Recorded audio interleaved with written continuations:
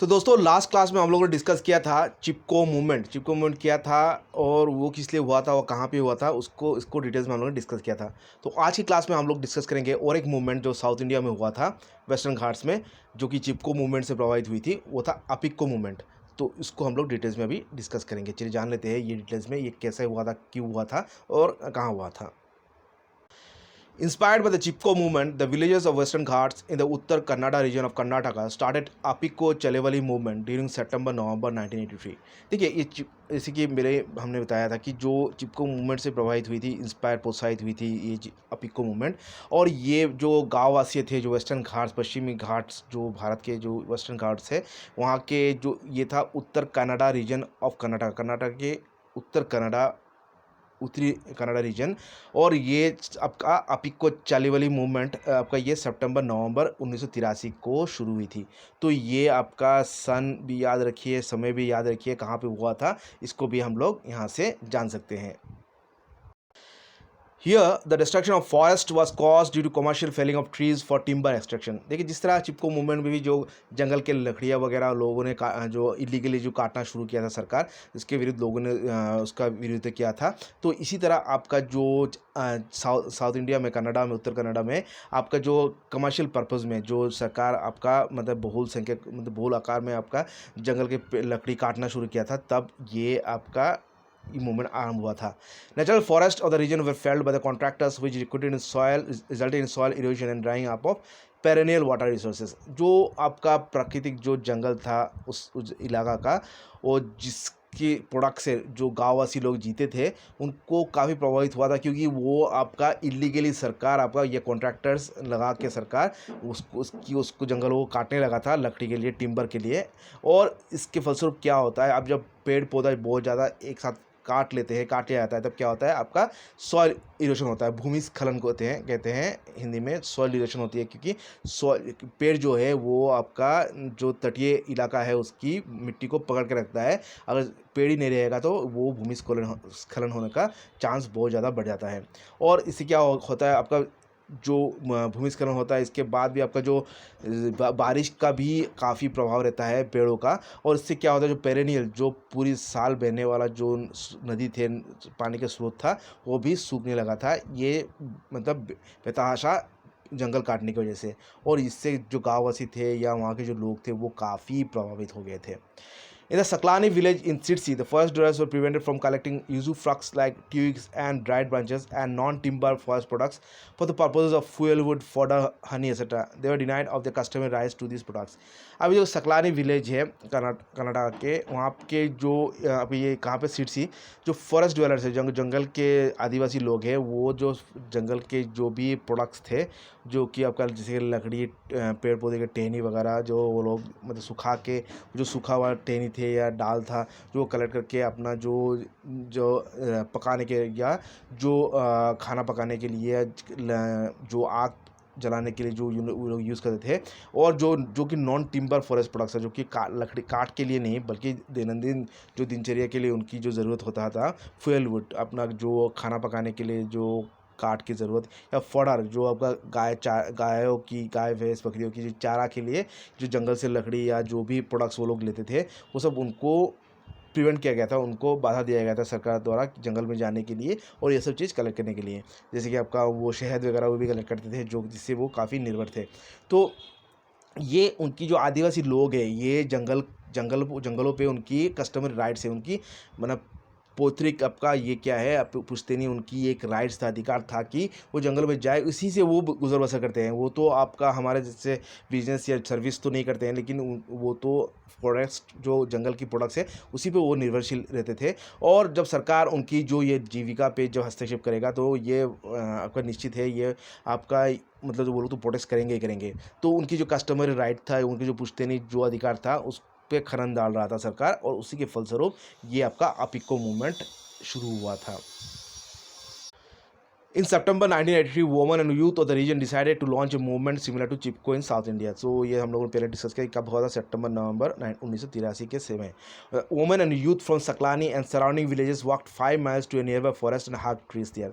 तो जो आपका सकलानी जो विलेज सिरसी में आपका सराउंडिंग जो और उसके इर्द गिर्द जो भी गांव थे, वो गाँववासी आपका करीब करीब आपका 5 मील में आपका डिस्टेंस ये दूरी मतलब तय करके पैदल जाके और जो जंगल में जाके नियरबाई जो उसके पास का जो जंगल था वहाँ पे जाके वो लोगों ने पेड़ों को हक कर दिया या पेड़ों को अपना मतलब गले लगा लिया। They force the fellers and the contractors of state forest governments to stop cutting trees, जिससे चिपको मूवमेंट लोग चिपक जाते थे पेड़ों के साथ, जिससे कि जो लोग आते थे काटने के लिए उनको बाधा प्रकट करते थे उन लोग कि अगर उनको पेड़ काटना है तो उनको काटना होगा पहले। तो इसी तरह अपिको मूवमेंट में भी लोग 5 मील वो मतलब पैदल जाके जंगलों में जाके पेड़ों को गले लगा लिए थे और इस तरह वो लोग बाधा प्रकट कर रहे थे जो कॉन्ट्रैक्टर्स थे उनको पेड़ काटने से। The people demanded a ban on felling of green trees, और लोगों ने ये मांग की कि जो हरा जो ग्रीन ट्रीज़ है, हरे जो आपका जो हरे जो पेड़ है, बड़े बड़े पेड़ है जो उनको काटने से सरकार को रोक लगाना होगा। The agitation continued for 38 days and this forced the state government to finally concede to the demands and reduce the order for felling of trees। और ये कितने दिन चला आपका एजिटेशन कंटिन्यू फॉर 38 डेज, 1 महीने से ऊपर चला। एंड दिस इससे स्टेट गवर्नमेंट था, कर्नाटका गवर्नमेंट था, वो फाइनली ये वायद हो गया था, वो मजबूर हो गया था कि लोगों की डिमांड को माने और इस जो ऑर्डर है, जो पेड़ करने का जो ऑर्डर है उसको उसने मतलब बंद कर दिया। For some time government stopped felling of trees which was resumed again after some time which resumed the movement again। लेकिन ये जो गवर्नमेंट ने जो ये गण प्रतिरोध के फलस्वरूप जो ये आदेश दिया था कि पेड़ कटना बंद होगा, ये कुछ दिनों के तक ही चला। जैसे कि हर कोई सरकारी ऑर्डर कुछ दिनों के बाद फिर ढीला पड़ जाता है, फिर से ये सरकार उसको पेड़ काटने का आरंभ कर दिया और इसके साथ साथ जो मूवमेंट है वो फिर से चालू हो गया। The movement was backed by the local people, और ये जो मूवमेंट है अपिको मूवमेंट, ये स्थानीय लोगों के द्वारा ही, आदिवासी लोगों के द्वारा ही ये चालू किया गया था और लोकल लोगों का काफ़ी इसमें मतलब ये था, योगदान था। Even the daily wage labourers hired by the contractors to fell tree stop doing the work, और जो डेली वेज लेबरर्स थे जिनको हायर किया गया था, सरकार जो कॉन्ट्रैक्टर्स हायर करते थे पेड़ काटने के लिए, वो लोग ने भी मना कर दिया था पेड़ काटने से। मतलब लोगों का इतना योगदान था कि जो काम करने वाले लोग थे वो भी मना कर दिए, उन्होंने भी मना कर दिया था कि वो पेड़ नहीं काटेंगे इस मूवमेंट की फलस्वरूप। अभी आगे देखते हैं। In fact Appiko movement became a symbol of peoples power for the rights of natural resources विज़ the state. तो जो अपिको मूवमेंट था ये एक सिंबल की तरह हो गया, एक पहचान की तरह हो गया, जो लोगों की जो नेचुरल राइट्स है, जो जंगल पेड़ पौधों पे ऊपर जो उनकी राइट है, वो उनके अधिकार जमाने के एक मतलब सिंबल, एक मतलब एक पहचान हिसाब से हो गया। जिस तरह की जो स्टेट के साथ, सरकार के साथ झगड़ा करके दो लोगों ने अपना हक जो कायम किया था, इसका एक उदाहरण स्वरूप ये एक मूवमेंट हो गया था। In November the movement spread to Ningod village in Siddhapur taluka when the state from commercial felling of trees in this deciduous forest of the region. देखिए अभी ये जो निनगोड विलेज था सिद्धापुर तालुका में, वहाँ पे भी जो सितंबर से अक्टूबर तो अपिको मूवमेंट चला, नवंबर में आपका ये मूवमेंट स्प्रेड हो गया था निनगोड विलेज सिद्धापुर तालुका कर्नाटक का। और वहाँ पे जो कमर्शियल जो आपका व्यवसाय के रूप में जो सरकार जो डेसिडियस जो फॉरेस्ट है, जो कि डेसिडियस फॉरेस्ट आपका वो हो जाता है, जो कि आपका डेसिडियस फॉरेस्ट वो जंगल हो जाता है जो कि पेड़, जहाँ पे पेड़ आपका साल में एक बार आपका पेड़ या तने वगैरह जो शेड कर देता है, मतलब वो हरे पौधा जो पेड़ जो अपना जो लीव्स है उसको फेंक देता है और नया लीव्स फिर से होता है स्प्रिंग सीजन में। ऑटम सीजन में आपका ये जो आपका उसका जो लीव्स है ठंडे के आने से पहले सब झड़ जाते हैं और फिर से स्प्रिंग में नया उठता है। मतलब हर साल उसका जो लीव्स है, जो उसकी पत्ता है वगैरह है, वो गिर जाता है और फिर से वो होता है, मतलब इसको डिसीडस कहते हैं।